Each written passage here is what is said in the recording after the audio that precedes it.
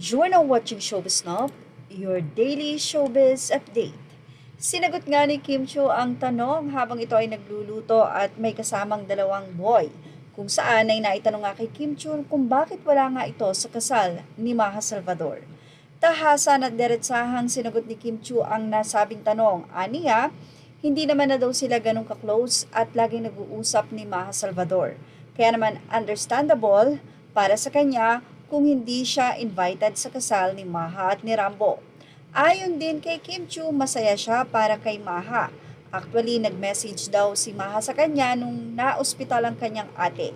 Kaya naman masayang masaya daw si Kim Chiu na natagpuan na ni Maha Salvador ang forever nito.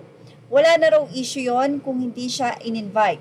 Dahil unang-una, ang importante daw kay Kim Chiu ay masaya si Maha Salvador, lalong-lalo na ang puso nito ngayon. Ilang mga netizen naman mula sa mga anonymous commentators sa Fashion Police ang nagbigay ng kanilang mensahe. Ayon sa kanila, they're not close friends anymore, but they're okay. Ganun lang kasimple. At least totoo lang daw si Maha. They're both in different worlds now and Maha is much happier as a wife. No offense sa Akbeki, pero I miss them together. Sayang ang sisterhood nilang dalawa. Sana in the future bumalik yung closeness ni Kay at M. Say naman ng isa, sincere naman yung sagot niya, kaso pag basher ka, kuda ka pa rin. At kaya super like ko tong si Kim, hindi nag-eechos, straightforward, we love you Kimi. Say naman ng isa, agree with you Kim, and I think genuine ang response niya. My best friend ako na ikinasal and worried siya kasi hindi niya daw ma-invite ang high school friends namin, and I said what Kim said na that's okay, and di ka dapat mag-guilty kasi matagal naman silang absent sa live mo and no communication at all. Hindi ka obligatong i-invite sila.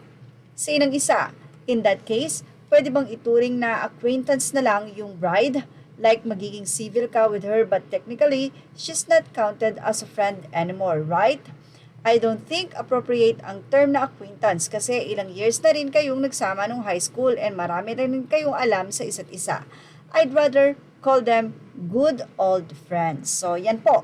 Say pa ng ilan, nakakainis daw yung mga ganitong tanong. Napaka-common sense na lang sana. Well, I don't get it bakit kailangan pa tong isama ni Kim Chiu sa vlog niya. Tapos ginawa pa niyang pa-teaser mismo dun sa vlog yung regarding kay Maha. Promo din ba pag may time? Say naman ng isa, may mga nagpapadala ng spicy question na kahit alam na ni Kim ang mga question at gusto niyang sagutin. For those people who wants to know then, wala namang masama doon. At least, nilinawin niya yung mga marites. Well, ano ang masasay niyo about dito? Ilagay na ang inyong opinion sa ating comment section. Images are all credit to the rightful owners and thank you for watching Showbiz Now.